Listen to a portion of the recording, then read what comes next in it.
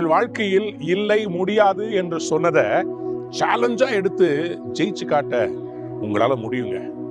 கனிகா டெக்ரிவால்னு சொல்லி ஒரு அருமையான ஒரு நபரை பத்தி நான் ஒரு செய்தியை பார்த்தேன். இந்த அம்மா இன்னைக்கு 150 கோடி இருக்கிற பெருமானம் உள்ள ஒரு டர்ன் ஓவர் கம்பெனிக்கு சீஃப் எக்ஸிக்யூட்டிவ் ஆஃபீஸரா இருக்கிறாங்க. ஆனா இவங்களுடைய கனவு எப்படி நிறைவாச்சு அப்படின்னு சொல்லி பார்க்கும்போது, ஒரு ட்ரெடிஷனல் மார்வாரி குடும்பத்துல இந்த அருமையான சகோதரி பிறந்திருக்கிறாங்க. She was born into a business family. She wanted to become a pilot at the age of 4. சின்ன வயசுல 4 வயசுலயே அவங்க விமானத்தை ஓட்டுகிற ஒரு பைலட்டா மாறணும்னு. பட் அன்பார்ச்சுனேட்லி அவங்க ஃபேமிலி சொன்னாங்க, no, we can't allow you to be that. கெஞ்சி கூத்தாடி அவள் வாலிப பெண்ணா இருக்கும்போது ஏரோநாட்டிக்கல் என்ஜினியரிங் படிக்கிறதுக்காக she got the approval and she was studying there.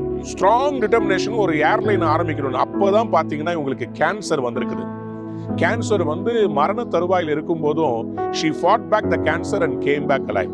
கேன்சர்ல இருந்து வெளியே வந்த உடனே 2012 ஃபர்ஸ்ட் வேலை இவங்க செய்தது என்னன்னு சொன்னா, ஏர்லைன் ஆரம்பிக்க முடியல. ஆனா ஏர்லைனை நீங்க அதாவது ஜெட் சின்ன பிரைவேட் விமானங்கள் இருக்குல்ல, அந்த விமானங்களை நீங்க ஹையருக்கு எடுக்குவதற்கான ஒரு ஆப் ஒன்று செஞ்சாங்க. ஜெட் செட் கோ அப்படின்ற இந்த ஆப்பை ரெடி பண்ணிட்டு அதுக்கு பிறகு கொஞ்சம் கொஞ்சமா அவங்க ஒரு ஜெட்டா வாங்க ஆரம்பிச்சாங்க. இன்னைக்கு currently I think she owns around 10 private jets which she rents out. அநேக பெரிய அரசியல்வாதிகளும் பிசினஸ்மெனும் they are renting out from this girl who wanted to become a pilot. Pilot தான் ஆக முடியல, ஆனா பிளேனுக்கு ஓனரா மாறிட்டாங்க. பாத்தீங்களா? உங்களுடைய வாழ்க்கையில கூட சில கனவுகள் நிறைவேறவில்லை என்று அந்த ஃபைலை தூக்கி பரணமர போட்டுறாதீங்க. அதை வேற விதமா நீங்க ஜெயிக்க முடியும், அதை நீங்க ரன் பண்ண முடியும்.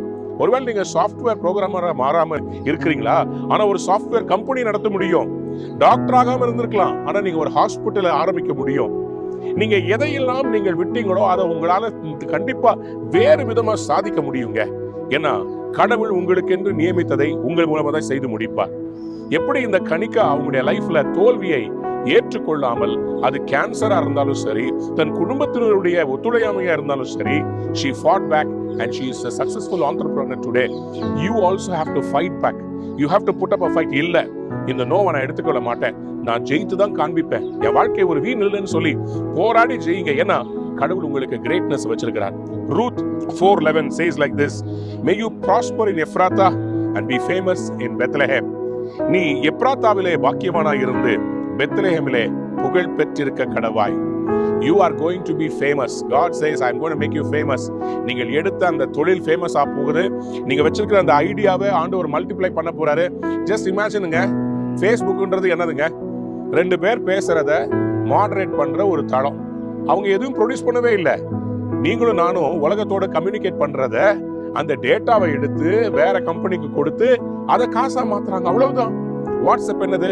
நீங்களும் உங்க அம்மாவோ உங்களுடைய ஃப்ரெண்ட்ஸோ நீங்க பேசுறத எல்லாத்துக்கும் ஒரு தளத்தை ஏற்படுத்தி கொடுத்து நீங்க பேசுறத அவங்க ப்ராஃபிட்டபிளா மாத்தி அதுல வாழ்ந்துகிட்டு இருக்கிறாங்க.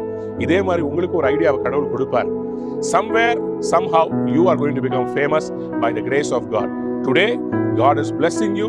Whatever ideas you have, don't take a no for an answer. You keep moving forward. Let your no's become yes and let your name become popular. God bless you. Have a wonderful day. Amen.